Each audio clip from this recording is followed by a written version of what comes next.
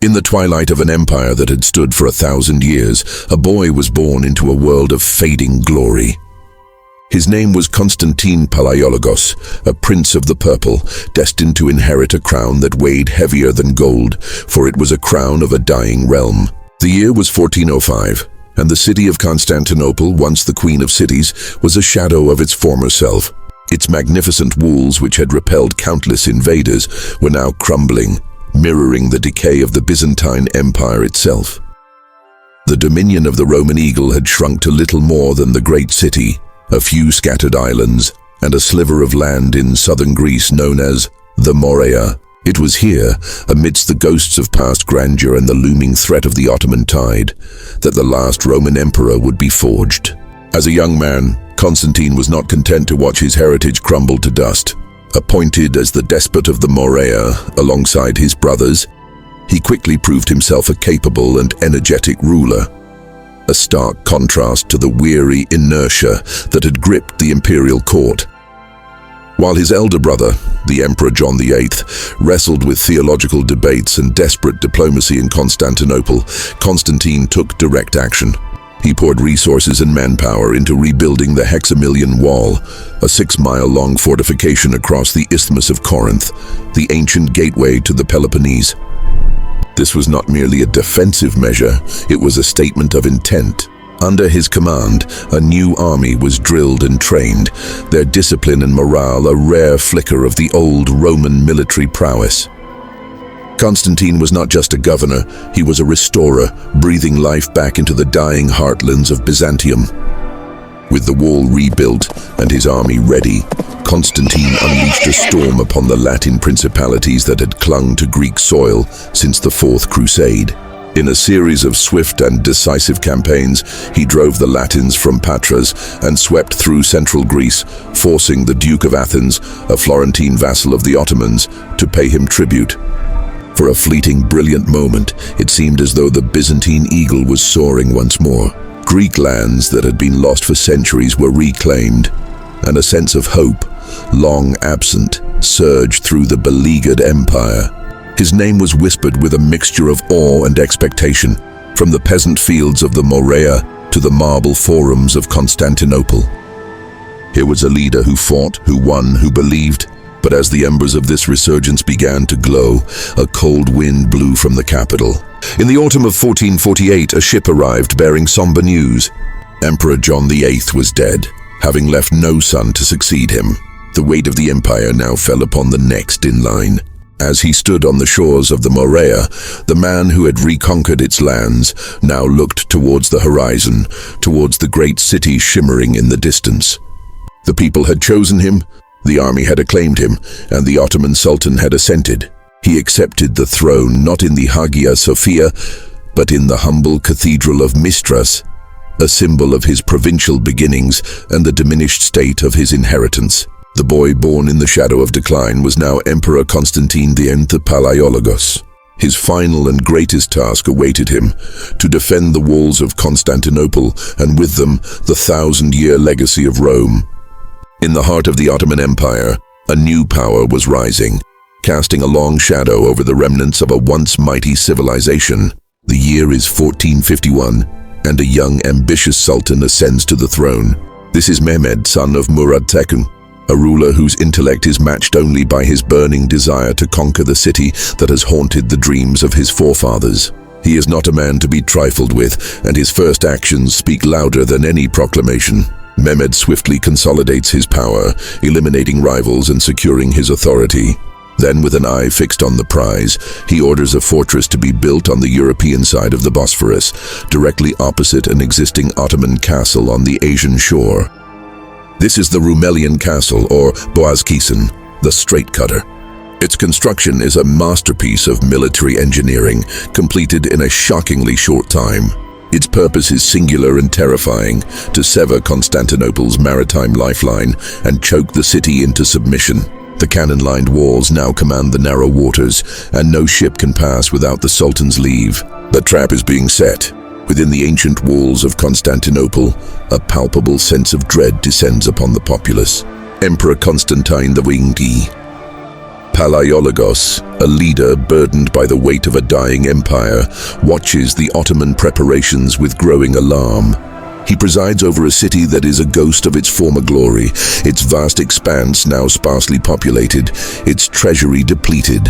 Facing the existential threat, Constantine launches a desperate diplomatic offensive, sending pleas for aid across a fractured and largely indifferent Christendom. The Pope demands a union of the Orthodox and Catholic churches, a move deeply unpopular with the Byzantine clergy and people, creating bitter internal divisions when unity is most needed. Promises are made, but tangible help is slow to materialize, and only a few Venetian and Genoese ships dare to run the Ottoman blockade.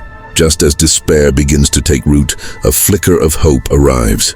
The renowned Genoese soldier of fortune, Giovanni Giustiniani Longo, lands with a force of 700 heavily armed professional soldiers. A master of siege warfare, his arrival is a godsend, and Constantine immediately entrusts him with the command of the land defenses. Giustiniani's expertise and charisma invigorate the beleaguered defenders, who now believe they might just stand a chance. On the 2nd of April 1453, the hope that had flickered so briefly is nearly extinguished by an apocalyptic sight. The horizon to the west darkens, not with storm clouds, but with the endless marching columns of the Ottoman army. Estimates vary, but a force of at least 80,000 elite soldiers, accompanied by a vast contingent of irregulars, spreads out before the legendary Theodosian walls. It is a sea of men and steel, a military machine unlike anything the Byzantines have ever faced. At the heart of this formidable host is Mehmed's secret weapon, a piece of artillery so monstrous it has already become the stuff of legend. Forged by the Hungarian engineer Orban, this is the Great Bombard. It takes 60 oxen and hundreds of men just to move it. Now positioned menacingly before the St. Romanus Gate, the behemoth is prepared for its grim work. With a roar that shakes the very foundations of the earth, the supercannon unleashes its first massive stone projectile. The impact is catastrophic, shattering a section of the 1,000-year-old ramparts in a cloud of dust and debris. The siege has truly begun. As the sun sets on the first day of the assault, an eerie silence falls over the field of battle, punctuated by the groans of the wounded and the distant commands of the Ottoman camp. The air is thick with smoke and the smell of gunpowder. Atop the battered land walls, Emperor Constantine XI stands resolute, the imperial purple cloak a stark contrast against the gray, broken stone. Beside him is Giovanni Giustiniani, his face grim as he assesses the damage wrought by the Ottoman cannons. They gaze out at the countless enemy campfires twinkling in the twilight, a sprawling city of tents that dwarfs their own. The bombardment has been relentless, the sheer scale of Mehmed's army overwhelming. The first day has revealed the terrible truth of their situation. The odds are not merely long, they are impossible. Yet, in the eyes of the last Roman emperor and his Genoese captain, there is no fear, only the defiant determination to fight to the very end for this final bastion of a once great empire. The longest night has just begun. Centuries, a single colossal chain had been the unwavering guardian of Constantinople's inner sanctum. This iron behemoth, stretched taut across the mouth of the Golden Horn, had shattered the ambitions of countless would-be conquerors, turning the placid waters into an impenetrable fortress. On April 20th, 1453, it was called upon to perform this duty once more. The Ottoman fleet, a formidable armada under the command of Admiral Baltoglu, surged forward, confident in its numerical superiority. Yet the small, defiant Byzantine flotilla, aided by their Genoese allies and the unyielding chain, met them with a ferocity born of desperation. The sea roiled with the chaos of battle. Grappling hooks flew, cannons roared, and Greek fire, the city's legendary incendiary weapon, turned the water's surface into a liquid inferno. Against all odds, the defenders held. The massive Ottoman navy was repulsed, battered, and humiliated, leaving the Byzantine chain unbroken and their morale soaring. The music shifts to a more tense, scheming tone. We see shots of a frustrated Sultan Mehmed II, then quick cuts of workers felling trees and shaping logs. From his camp, Sultan Mehmed II watched the failure with a cold, simmering fury. A lesser commander might have seen this setback as a crippling blow, a sign to reconsider the entire naval assault. But Mehmed was not a lesser commander.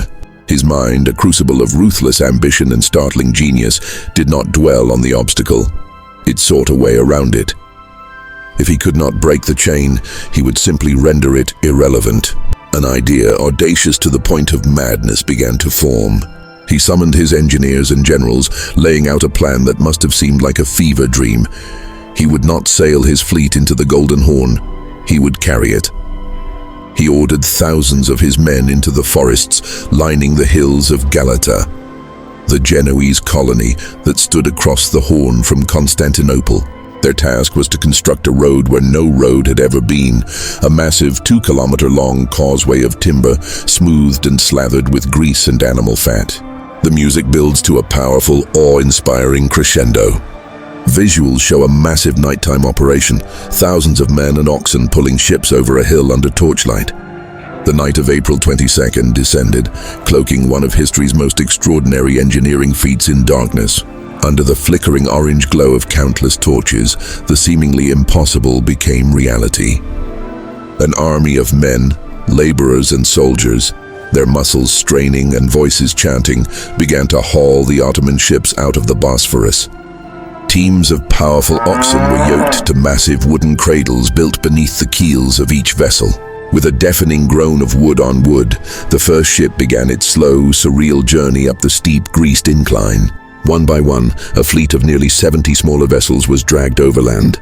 In a stroke of psychological genius, Mehmed ordered the sails unfurled, creating the ghostly spectacle of a full fleet sailing across the hilltops. The sound of creaking timbers, the shouts of men, the lowing of beasts, and the rhythmic beat of drums filled the night, a symphony of relentless will directed against the sleeping city. The music becomes ominous and despairing. We see the horrified faces of Constantine XI and his commanders as they look down from the city walls at dawn. As the first light of dawn crept over the horizon, it revealed a sight that shattered every last vestige of Byzantine hope. Constantine XI and his commanders stood frozen on the city walls, their gazes fixed in disbelief and utter horror. There, floating serenely in the protected waters of the Golden Horn, was the enemy fleet. The chain, their symbol of security for a millennium, now hung uselessly in the water behind them.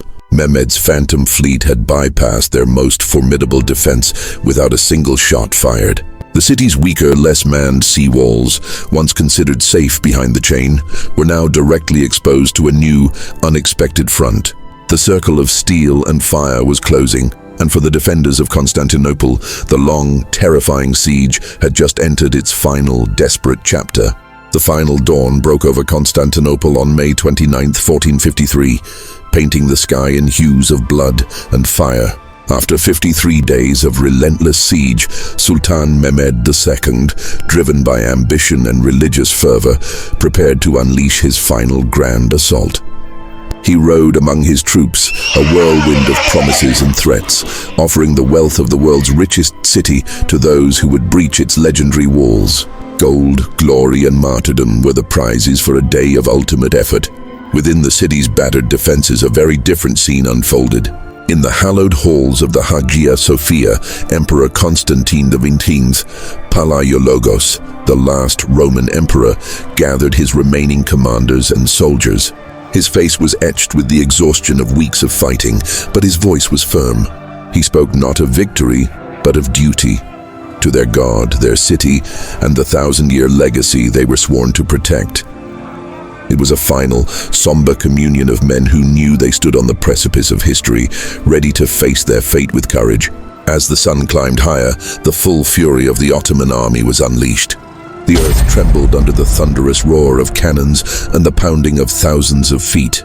From the Sea of Marmara to the Golden Horn, a seemingly endless tide of soldiers crashed against the Theodosian walls. Bashi bazooks, irregulars driven forward by the promise of loot, formed the first wave, swarming towards the ramparts with reckless abandon. They were followed by the disciplined Anatolian regiments, who methodically raised siege ladders against the ancient stone. The air grew thick with the cacophony of war, the splintering of wood, the clang of steel on steel, the guttural screams of the attackers, and the defiant shouts of the defenders. High on the ramparts, the vastly outnumbered Byzantines and their allies fought with a desperate ferocity. They unleashed torrents of the dreaded Greek fire, which clung to the attackers and their equipment, turning men into living torches. Showers of arrows and crossbow bolts rained down, while heavy stones and boiling oil were poured over the walls, repelling wave after agonizing wave. At the heart of the maelstrom, near the heavily damaged gate of St. Romanus, the defense was anchored by one man, Giovanni Giustiniani Longo. The Genoese mercenary captain, a giant in both stature and spirit, was the soul of the resistance. He moved along the wall, a blur of motion and steel, his voice a clarion call that rallied the exhausted defenders around him. Where the fighting was thickest, he was there, his heavy armor deflecting blows as he personally cut down attackers and plugged breaches in the line. For hours, he and his elite contingent held the most critical sector, a bulwark against the Ottoman flood. But the tide of battle turned with a single fateful moment. Amidst the chaos, a small cannon or a large culverin fired, and a piece of shrapnel tore through Giustiniani's breastplate, inflicting a grievous wound. The hero of the hour, bleeding profusely and in agony, collapsed. His men, seeing their seemingly invincible commander fall, carried him away from the front line to seek medical aid, a decision that would prove catastrophic. The withdrawal of Giustiniani shattered the morale of the defenders at the gate of St. Romanus. His absence created a vacuum of leadership that could not be filled, and panic began to ripple through the ranks. The disciplined line he had so painstakingly maintained began to waver and then break. Seeing the disarray, the elite Janissaries, whom Mehmed had held in reserve, surged forward with fresh energy, exploiting the critical weakness. They poured into the breach, their disciplined advance overwhelming the demoralized soldiers who remained. Though small groups of attackers had begun to penetrate the outer defenses in other areas, this was the decisive moment. The defenders' line, stretched thin across miles of wall, was now broken at its most vital point. The great Theodosian walls, which had protected the Queen of Cities for a millennium, were on the very verge of collapse, and the fate of Constantinople hung by a thread. The dawn of May 29, 1453, broke not with the familiar sounds of a bustling imperial capital, but with the terrifying symphony of war. Chaos erupted in the streets of Constantinople as the elite Janissaries of the Ottoman army surged through the breaches in the legendary Theodosian walls. For 53 days, the city had held strong, a lonely Christian bastion against a seemingly unstoppable tide. But now the tide had broken through. The once impenetrable defenses, which had guarded the city for a millennium, had finally crumbled. Pockets of desperate resistance, a mixture of Genoese mercenaries and determined citizens, fought with the courage of the doomed. They battled in the narrow alleys and across the grand forums, but their heroic stands were like small stones against an avalanche, quickly and brutally overwhelmed by the sheer force of the Ottoman numbers. The end had come. As the sounds of slaughter echoed through the city, thousands of terrified civilians sought sanctuary within the cavernous, hallowed walls of the Hagia Sophia. For nearly 1,000 years, this great cathedral had been the heart of Orthodox Christianity, a marvel of architecture and a symbol of God's presence on earth. Inside, beneath the immense floating dome, a sea of humanity gathered. Men, women, and children from the highest nobility to the humblest commoner fell to their knees in prayer. They chanted, they wept, and they begged for a divine miracle, for an angel to descend and smite their enemies as ancient prophecies had foretold. But outside, the splintering of wood and the clang of steel announced a different reality. The massive bronze doors of the cathedral shuddered, then burst inward. The prayers turned to screams as the Ottoman soldiers poured into the sacred space. The 3-day sack of the world's greatest city had begun, and its fate was irrevocably sealed. Amidst the carnage, one man stood as the last symbol of a dying empire. Emperor Constantine XI Palaiologos, the final heir to the legacy of Augustus and Constantine the Great, refused to flee his city. Tearing off his imperial regalia so he could not be distinguished from his soldiers, he plunged into the thickest of the fighting near the gate of St. Romanus. He was last seen rallying his men, a sword in his hand, a final defiant roar on his lips. He fought not as an emperor expecting to live, but as a soldier embracing his destiny. Later, amidst heaps of the slain, his body was found. The man who had been the anointed of God was unrecognizable, but for one small detail: the imperial purple boots on his feet, adorned with the double-headed eagle. The discovery confirmed the tragic truth. The line of Roman emperors, which had stretched back for 15 centuries, was no more. Sultan Mehmed II, from that day forward known as the Conqueror, made his triumphal entry into the devastated city. He rode his white horse through streets still slick with blood, his gaze fixed on the prize he had coveted since his youth. His destination was the Hagia Sophia. Dismounting before its violated entrance, he stepped inside, his footsteps echoing in the vast, now silent hall. He looked up at the golden mosaics of Christian saints and angels, shimmering in the dusty shafts of light. In a moment that would reshape the course of history, Mehmed declared that this great church, the jewel of Christendom, would now serve a new faith. It was to become a mosque. As the sun began to set, its final rays cast long shadows across the skyline. The Byzantine eagle had fallen, and the Ottoman crescent was rising in its place. The Roman Empire was finally and truly gone. Stood for over 1,000 years, was gone. To uncover more great stories from history, subscribe to Legacy Thread and join the conversation.